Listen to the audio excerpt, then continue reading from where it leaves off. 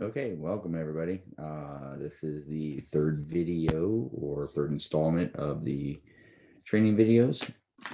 This is Introduction to Measuring Behaviors Data Collection. My name is Benjamin Kolbrich. Um, the other two videos, video 1 and 2, were about functional behavior assessments and developing a BIP or a behavior intervention plan. So this one's going to talk about how to collect some data on those behaviors that we're tracking. I'll go ahead and share my screen. We're going to get started. Let's see here.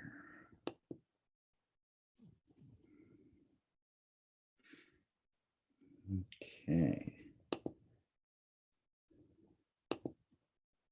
All right. If you see here, this is the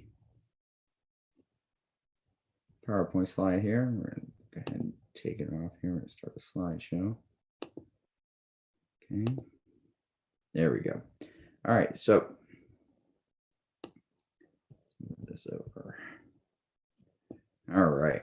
So anyways, introduction into measuring behaviors and data collection. Okay. So before we get started, we're going to download and print off any forms that accompany this training. So there's going to be a blank example data form. Let me see if I can find that real quick here for you.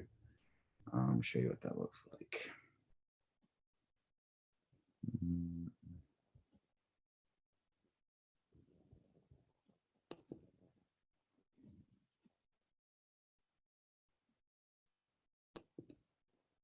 Oh, wrong button.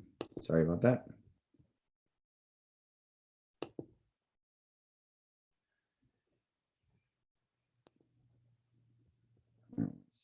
I'll see if I can pull up these, show you to them. All right, so there's going to be this sheet here that you can download and print off to practice at the end to track behaviors. Okay, and then there's also going to be this sheet here. This is a quiz. Now, this quiz isn't graded. However, this is just for practice to see if you understand the material that we're discussing today. Of course, if you want to, once you complete the quiz, if you'd like to send it to my email, which will be provided at the end of the training, you can do so and I can look at it, see how you did, provide feedback, etc.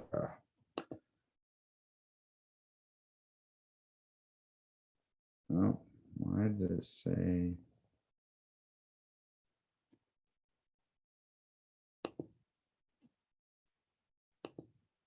Resuming sharing here. Hold on a second. Oh, it must have. No, I did not show you the screen share. I apologize here. Let's try this again. Technology. Okay, here we go. Here's the data sheet that I just discussed. And there's the quiz that I talked about. Hopefully you guys are seeing that in the video. Okay, moving on.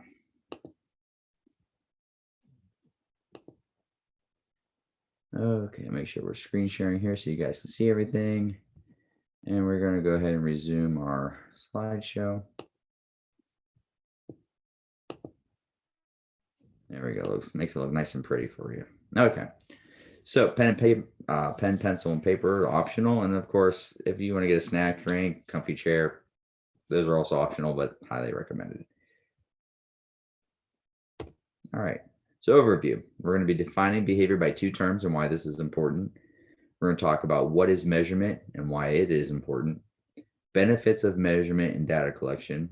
3 measurable dimensions of behavior. Various types of measurement and data collection based on those 3 dimensions. We're having video examples. Hopefully, if everything works out okay, you guys will be able to see the video examples of some data collection. And then practice time. Unfortunately, I'm not going to be able to practice with you like I would in a live training, but you are able to maybe practice at home if you have kids or if and they have behaviors, you can observe their behaviors and track their behaviors in different ways that we're going to be talking about today. You could even practice with maybe husband, wife, boyfriend, girlfriend, whoever, and have them practice some behaviors, and you take data collection on those behaviors. Normally, though, in a live training, we would sit down and we would all practice together. I'd have you partner up with people and we would go through and practice in the training. Of course, questions and comments, I'll be providing my email. You can reach out to me anytime about the training. If you have questions about it, anything you'd like to see improved or maybe added, I am open to suggestions. And of course, the quiz. And like I said, the quiz is just for your benefit to see how well you understand the material.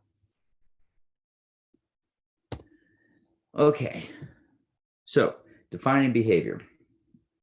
So behavior can be defined by either functional or topographical features. So functional definition. This refers to how the behavior affects the environment in which it occurs.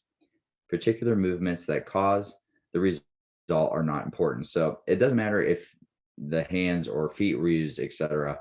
What matters is how the behavior affected the environment. Okay, so an example would be like breaking a pencil. And I'm going to use this example in both of the definitions. So if breaking a pencil is the behavior, okay, the result of applying force to a pencil so that the pencil breaks into smaller pieces and is no longer whole. That would be a functional definition. It is how the behavior affects the environment. So the environment would be the pencil, breaking it is the behavior, okay? We are more worried about how that behavior affects the environment that it is applied to, okay? When you're looking at topographical definition, and this is the definition that is most commonly used because of how it describes the behavior, and it's a lot easier to observe and measure this behavior with this definition. I'm going to go on to explain here. So this refers to the form of the behavior so that the physical properties of the behavior are specified. So the example, once again, breaking a pencil. Use both hands, grabbing a pencil, one hand on each end and applying a downward force. So you can see this and you can even picture in your mind what that looks like, right? A kid, person grabbing a pencil on either end and applying a downward force until the pencil breaks. If I describe or if I define a behavior with those terms, every time that I am collecting data on that behavior, I know exactly what to look for.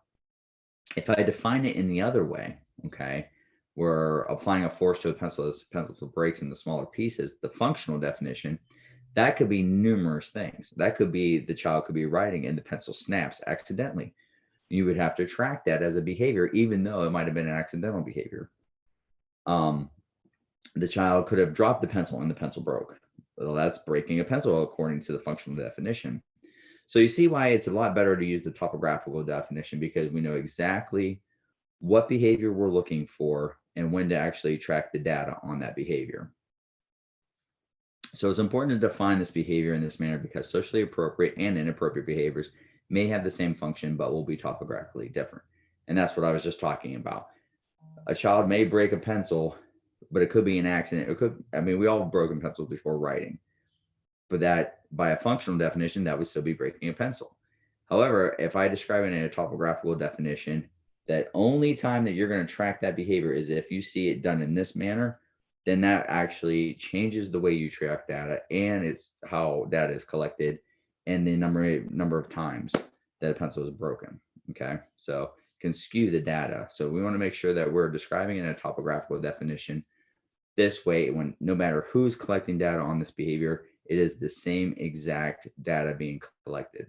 Okay. So behavior definitions should follow 3 guidelines to ensure adequacy, objectiveness, clarity, and completeness. Those 3 things are important. You want to make sure you have all 3 of those in your definition. Excuse me. So why is defining behavior important? Okay, so this ensures that anyone who observes the behavior knows exactly what to look for and what the behavior looks like. It increases consistency and accuracy with measuring behaviors and data collection. Resulting data from measuring behaviors and data collection allows behavior analysts, teachers, behavior specialists to take more effective action. So it's important that we know exactly what we're tracking so that we know what behavior to target.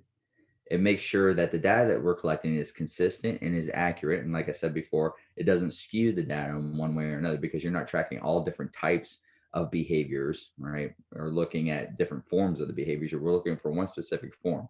So if I have a child that's eloping, I want to define that eloping in a specific way. So no matter who's tracking the data on the eloping, it's consistent. So that we can see if there's an actual like a decrease in the behaviors with the interventions, or if there's an increase in the behaviors, or if the behaviors don't even change at all. But if I don't define the behavior correctly, then that changes the data and it might be all over the place. Okay. So measurement and its importance. Measurement, as defined by Cooper, Heron, and Heward in 2007 on page 73, and you can look this up. It's in Applied Behavior Analysis, second edition. Okay. The process of assigning numbers and units to particular features of objects or events. It involves attaching a number representing the observed extent of a dimensional quantity to an appropriate unit. The number and the unit together constitute the measure of the objective object or event. That's the textbook definition. So what does that mean? Simply put, it is the use of a number or a unit as a label to describe observable behaviors in the environmental events that are affected by the behaviors or affected by the behaviors, okay, that affect behaviors. So basically what we're doing is when we're doing a measurement, it gives it a number that we know how the behaviors are affecting the environment or how the environment is affecting the behaviors or even both. So why is this important? Why is measurement important? Without measurement, the three levels of scientific knowledge, which is description, prediction, and control, would be controlled by guesswork, and that would be influenced by scientists, observers like individual tastes, maybe their prejudice and opinions. So it becomes very biased. So measurement enables comparison of a person's behavior within and between different environmental conditions, thereby affording the possibility of drawing empirical-based conclusions about the effects of the conditions on behavior. So that's also out of the Cooper book, the Applied Behavior Analysis. So that's just another definition. It's just important basically to understand that measurement is needed so that we know how to specifically track the behavior, if the interventions that we are having in place are working on decreasing the behavior or increasing, depending on what we're trying to do, or if they're not even working at all and we need to change them. So that's why measurement is important. So benefits of measurement and data collection. There's numerous lists here. So to ensure not to continue to utilize ineffective interventions that have no cause on behavioral changes, which is what I talked about, right? If the interventions aren't working, we need to change them, all right? We don't want to keep wasting time. It already takes anywhere from 3 to 4 weeks before we even know if a behavior intervention is working on decreasing or increasing a behavior, if the data collection is consistent and the intervention is being used on a consistent basis daily. So with all those things intact, you're still looking at 3 or 4 weeks. If we're not using good data collection, then we're wasting time. That it already takes enough time to understand if the intervention is working or not. So it ensures not to stop in an effective treatment that is causing behavioral changes due to subjective judgment. It helps to ensure maximum treatment effectiveness. It helps to verify treatments as evidence-based, because ABA is an evidence-based science, plain and simple, right? It's got over 50, actually 70 years of research backing it. It helps to identify and any treatments based on pseudoscience, fad, fashion, or ideology. It ensures that practitioners are being held accountable to clients or consumers. And it helps to achieve ethical standards. So all those are very important reasons why we do measurement and data collection. So now getting into the 3 dimensions of measurement. So repeatability. Repeatability is a response that occurs repeatedly through time. Sorry, tongue tied there. But this is like basically counting behaviors. So behavior is occurring. We're going to talk about breaking a pencil again. We'll go back to our example. Every time you see a pencil break, we're tallying it. Boom, that's 1, 2, 3, 4. Repeatability. Okay, you're able to count. Temporal extent. This is each instance of a behavior occurs for a period of time. Duration. If you're familiar with that, it's when we are tracking how long a behavior lasts. If a child gets up out of their seat and elopes, leaving the seat, leaving the area, whatever it's defined as. I know for some children I have that I've worked with, eloping can be defined as leaving their desk without permission, but they're still staying within the classroom, that's still considered eloping. For other children, it is leaving the classroom altogether. So if they get up out of their desk and walk around the room, that's not eloping. It has to be leaving the classroom. So you see how the defining of the behavior is super important. But then I'm tracking that duration. How long does it take from that child once they elope to get back to their seat? And I'm tracking that duration. You also can track how many times it happens too. So you can actually get a repeatability on that one and a duration. We'll get into how some behaviors you can get multiple types of measurement on. So temporal locus, each instance of a behavior occurs at a point in time in respect to other events.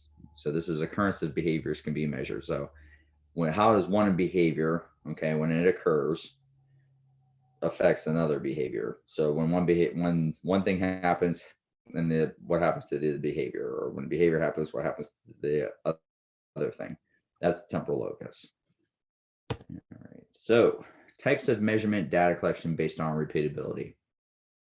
So count, like I said, breaking the pencil, right? So that is 1, 2. We can count that every time one happens, time a pencil gets broken. This is tallying the number of occurrences of behavior. And you should always report or note the observation period and like the behaviors count. So if you're there watching the child for 30 minutes, if your observation is 30 minutes, an hour, hour and a half, however long, you want to track that. So you say the child broke 10 pencils during an observation period of an hour. So it kind of gives you an idea how many pencils per hour, how long, how long the data was tracked, and how many pencils were broken in that time, which kind of goes into rate and frequency, and it's very similar to counts. So rate and frequency is the number of responses per unit of time. So basically, then all you're looking at, then if you say your observation period was an hour and 10 pencils were broken in their count, then your rate and frequency is 10 pencils per hour is basically the rate, right? Pretty simple. So 6 guidelines or rules to follow when using rate frequency, so to obtain, describe, interpret, count, and data rate appropriately. So 1, always reference the counting time. So you want to make sure that you have that documented. You want to calculate correct and incorrect responses during skill development. So if it's a learning skill, we're not just counting behaviors, right? So we want to have, let's say, breaking a pencil is a behavior, but we want to teach the child, instead of breaking a pencil when they're angry, to put the pencil down and to fold their hands. So basically that's the skill. So anytime I see that skill happen, I'm tracking that as maybe their goal, how many times they fold their hands instead of breaking a pencil, and so you get a success out of unsuccessful opportunities, or how many total opportunities. Maybe the child breaks 3 pencils, but is able to fold their hands 4 times. So the success out of opportunities you're looking at is a 4 out of 7, right? So there's a total of 7 opportunities. 4 times they were successful folding their hands instead of breaking a pencil, but 3 times they broke a pencil. Kind of give you an idea, just a quick reference on that, okay? So you account for varied complexity of responses. You use rate to measure behaviors with distinct beginning and end. So for example, you want to make sure that we're not tracking a behavior that there is no beginning or end, that is hard to tell. Certain things would be like, say, tantrum behaviors. You're not really going to track the number of tantrums, because if a child has multiple tantrums in a day, I mean, it could be hard to tell when the behavior starts and when the behavior ends. I wouldn't really use rate frequency for that. I mean, you kind of can if you know exactly when the behavior starts. So that one's kind of hard. Or crying or humming. Someone, you have behaviors that happens for long periods of time. There's not a discrete start and ending. You try to stay away from rate and frequency. And we're going to use more duration. We're going to get into that. You don't want to use rate to measure behaviors during discrete trials, and you do not want to use rate to measure behaviors that are continuous or occur for extended period of times. Like I said, you really don't want to use it for like tantrum. If you have a tantrum that's lasting an hour, you're not going to use rate frequency. You're going to use more duration to track it. If you have somebody who hums in class, you're not going to really use rate frequencies. Once again, you're going to use more duration. So acceleration, it measures the rate of responding changes over time, how fast the rate of behavior changes over time. This incorporates 3-dimensional qualities, right? So count per unit time per unit time. Okay, that's rate per unit of time. Basically, how fast does a behavior increase, or how fast does the behavior decrease? That's acceleration. So you're not going to get really too much into that, because a lot of times, like in schools, and that's where primarily I work, is in schools. I have done in-home therapy for many years, but right now working with local school districts. When you're in the classroom, you're basically going to be either counting duration, rate, or frequency, or counting. Acceleration, we're not going to be looking at how fast the behavior occurs or how many times the behavior occurs in acceleration, right? So we're not going to be looking at, does the behavior frequency increase, and how fast does it increase, and how fast does it decrease? That doesn't happen as common as count, rate, frequency, or duration. So types of measurement continue. This is temporal extent now. And this goes into duration. I touched on this already, but it is the amount of time that a behavior occurs or lasts. And there's two types of duration measurements. There's total duration per session. This is cumulative amount of time a person engages in a behavior. Two procedures for measuring and reporting total duration. So recording cumulative amount of time behavior occurs within a specific period of time per observation period. Okay. And recording amount of time a person requires to complete a task without specifying a minimum or maximum observation period. So basically what you're looking at is how long did a behavior last per the entire session, cumulative amount of time. So how long total did they engage in that behavior? Okay. And you want to make sure that if your observation period is 30 minutes, you want to look at how long did that behavior last within that 30 minutes. Duration per occurrence, this is the amount of time that each instance of that behavior occurs. So if there's multiple instances, and like say your observation period is an hour, and you have multiple instances of like humming, we'll say, or tantrum, either one, then you're going to look at the duration per each instance. But you have to make sure you have a discrete starting and a discrete end on knowing when those behaviors start and stop. All right, so this is often more preferable than total duration per session measurement due to sensitivity to number of instances of behavior occur. So if it's occurring multiple times a day or multiple times per session, then this is the one you're going to use. But if you're having maybe one or two, you could use a total duration per the whole session and looking at that. Most often, though, I use the duration per occurrence, because I want to get, if I have a tantrum behavior that's lasting 30 minutes per tantrum, I want to get that time down. I want to get that very small. Let's get that 30 minutes down to like maybe 5 minutes or maybe even 3 minutes, and working that way down. So that's what I would use. So temporal locus, this is response latency and inner response time.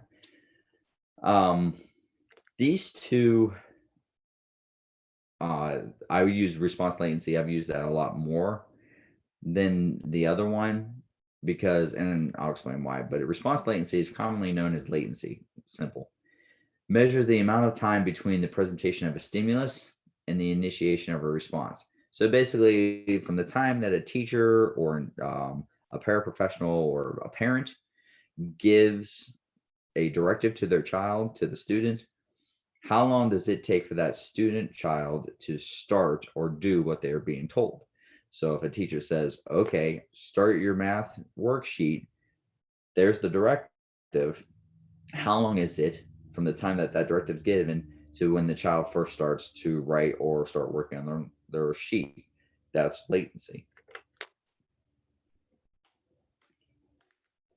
And that can be super important if you have a child who is reported by school staff or parents that I will give them a directive, let's say, and the parents or those teachers are stating that it will take him 5 or 10 minutes. It seems like it takes forever, or multiple prompts before he even gets started.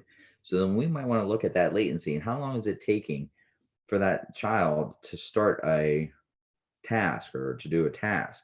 And we want to get that to decrease, because that's causing impairment in the child's ability to learn or to complete tasks or be successful in their environment.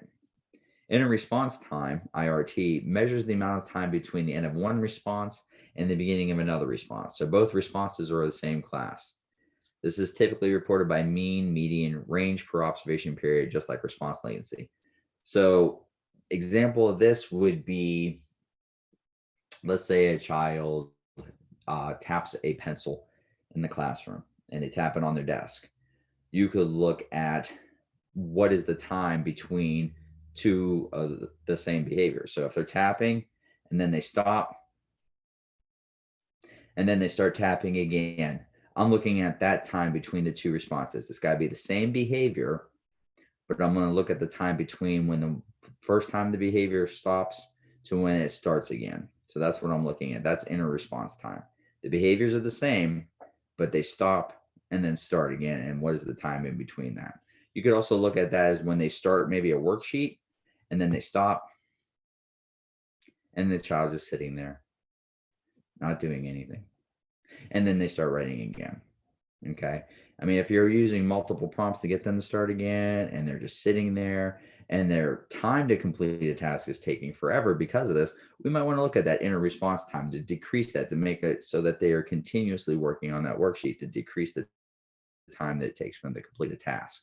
Okay. So this is just a nice little table, little graph, or a little picture to show the three different dimensions and examples of them. So you have repeatability here, you have temporal extent, and you have temporal locus. Repeatability is how many times a behavior occurs. This is frequency and rate, count, acceleration. Temporal extent is how long a behavior occurs for, that's duration. And temporal locus is the point when a behavior occurs in relation to a specific event. In a response time, that's the time between behaviors of the same class. And response latency is when a directive or a task is given, how long does it take for the student or the child to start that task or to start the, comply with the directive.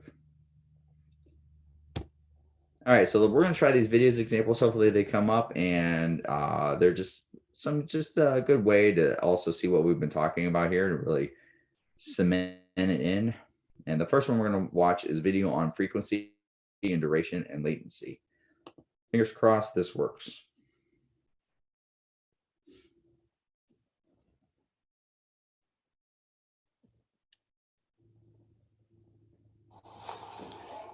Hi, Dr. Becca here with Del Mar Center for Behavioral Health with another short video about ABA, or Applied Behavior Analysis. We have another video talking about the importance of data, and part of data is that not all data is created the same. And so we have different types of data that we want to take. There's three that we're going to talk about in this video. There is duration, frequency, and latency. So frequency is a commonly used type of data that you're just tracking the occurrence of each of the behaviors. So an example would be, let's say, aggression towards others. So if your child or my child is hitting somebody, I'm going to track the number of times that occurs in an hour or a day, in a week. And that's a frequency occurrence, and so, or frequency tally. And so it might be as easy as just doing tally marks. And then looking at the trend of that data over time. So we would get what's called a baseline, which is the average or the way or the frequency of that occurrence of behavior without any intervention. And then we're going to apply an intervention. Maybe we'll be teaching them a way to say that they're angry, so functional communication training. And then we would want to see a decrease in that data after we implement that intervention. So again, that's frequency. We're just counting the number of times that a specific behavior occurs. Another type of data collection that's often used in behavior analysis is duration. And duration is not just tracking how often behavior occurs, but how long does the behavior occur. And this can be used for a variety of different things, maybe for a tantrum. So we want the tantrums to occur less often, but we also want them to take less time. So to go for less duration. So maybe we start the timer the first time the child starts to cry, and we don't stop the timer until the child has been calm for 3 seconds or 5 seconds, or whatever our operational definition is. Remember, it's important to have a strong operational definition, which describes what the behavior looks like, what it sounds like, what it feels like, maybe even what it smells like, to the point that we're all taking the same data in the same way. So again, a duration looks at how long, how much time passes in that behavior. So if during the baseline or the beginning when there's no intervention, we have a tantrum that it's occurring for 15 minutes, let's say. Then we implement an intervention and we want that to decrease the duration of that behavior, right? Because we want the tantrum behavior to last for less amount of time. And so then maybe they're lasting for 10 minutes instead of 15 minutes in duration. So we talked about frequency, which is the number of times that the behavior occurs. We talked about duration, which is how long the behavior lasts. And the last one that we'll talk about today is called latency. Latency is used a lot in schools. It's the amount of time between giving the direction and when the individual initiates a response. So when I tell my child to clean their room, how much time passes before they actually start to clean their room? That would be latency. Or when I say, what is your name? And then I start counting 1, 2, 3. And then they say, my name's Dr. Becca. Okay, so we had a latency of 3 seconds. And so that can be important if we are, well, for a variety of reasons, but it can be a component of a compliance program. It also can be a component of processing speed. So there can be a variety of different reasons that we're tracking that data. But latency is a duration count because we are counting how long between when we give the direction to when the individual initiates a response. So those are 3 of the different data collection methods that we use in behavior analysis. We talked about frequency, which is the number of times the behavior occurs. We talked about duration, which is how long the behavior occurs. And then we also talked about latency, which is the duration of time between giving the direction or the SD, giving the direction and when the individual starts initiating that behavior. Again, data is a hugely important component of behavior analysis. We always want to be making data-based decisions, and we can only do that when we have good data. So it's important to be taking good and accurate data. I'm Dr. Becca with Del Mar Center for Behavioral Health, and thanks for your time. All right, awesome. That one worked.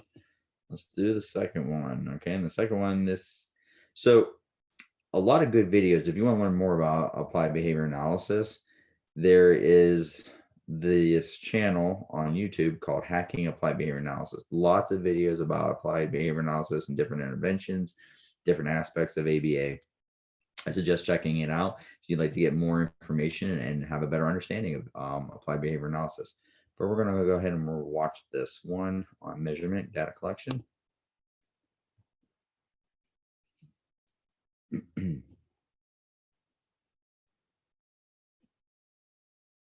Nope, I didn't pull it up. Oh, there it is. Let's see here. No, this is not the one I want. Sorry about that. No, this is the channel. This here is the link, but let's pull this up here so you can see it real quick. I thought I had a video attached to it. I did not. But as you can see here, there's numerous videos here about ABA, various aspects of ABA, interventions, response latency in here, decision making, even parent trainings in here, private events. So there's a lot of good information, a lot of good videos. If you have time to, I recommend checking it out. Okay. All right, let's go on to the next one here. Okay, so practicing time. So normally, like I said, in a live training, I would have you partner with somebody or we would all do it together where you could track using that data sheet that I showed you before, picking a behavior and tracking it in various forms, rate and frequency, count. Let's pull up that real quick. Let me see if I can find it here. And go ahead and end the show real quick. And I'm gonna pull up here it is.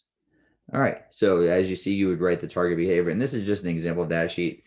I've made numerous data sheets, all looking a little different depending on what I'm tracking. and the behavior itself and the student, what I need to track. So this is just an example for this training itself. You write the target behavior in there, and let's say let's pick snapping fingers. Let's do snapping fingers. Counting, that's real simple, right? So I'm going to start counting. Here we go. 1, 2, 3, 4, 5, 6, 7, 8, 9, 10. That's all I'm doing. And I would just put tally marks in that box for counting. I'm going to take that same behavior though. Okay, let's say there was 10, right? And I'm going to track on how many seconds or how long it takes me to do 10 here. Let's see if I can pull out my stopwatch. Okay, and we're going to see here.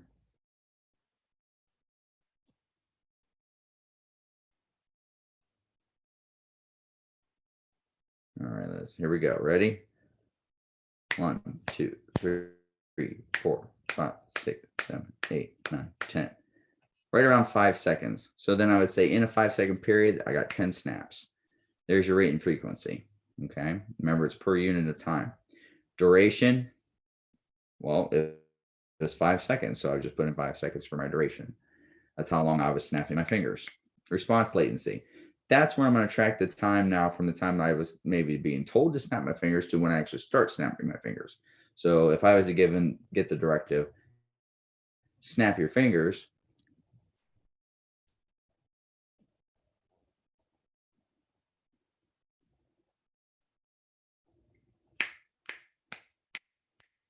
that's roughly 10 seconds. I'm just counting in my head. 10 seconds from the time I was being told to snap my fingers to when I actually start snapping my fingers. So my latency time is 10 seconds. The inner response time would be if I'm starting to snap my fingers here, right? I'm snapping. I stop.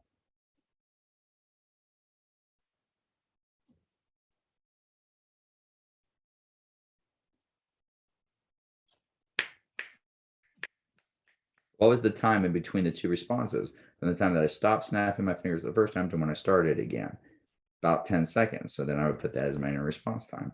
So you see how you can get multiple amounts of information off the same behavior depending on what you're tracking and how you're tracking it. So I encourage you to practice this at home, practice it with your child, maybe pick a behavior and track the behavior, either counting it, rate and frequency, duration of the behavior, practice with maybe a friend or something. Because the more you practice, the easier it becomes, and a lot easier it is to track the actual behaviors when you need to track it for a student or for a child that you're working with.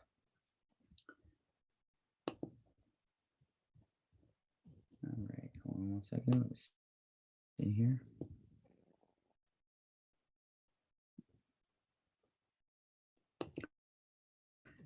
We were down here.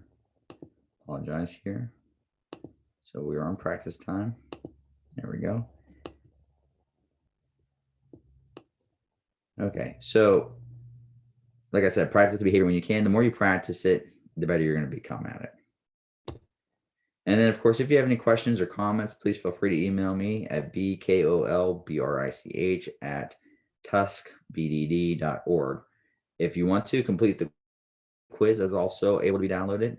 Email it to me. I'll look it over, provide feedback. If you have questions or comments, please, I'm open to any of those, and I will do the best I can and respond and answer your questions and, take your feedback on the training itself and maybe to help improve it. Here are the references. And then the quiz, of course. There are 7 questions on the quiz, and they're just basically going back over the information that was in the slideshow. And that one is it. All right. I'm going to close out of here. Screen sharing has been stopped. Awesome. Okay, so basically that's it. Thank you for joining me. I hope you learned something about data collection. I appreciate you taking the time to watch the video, and I hope you have a great evening.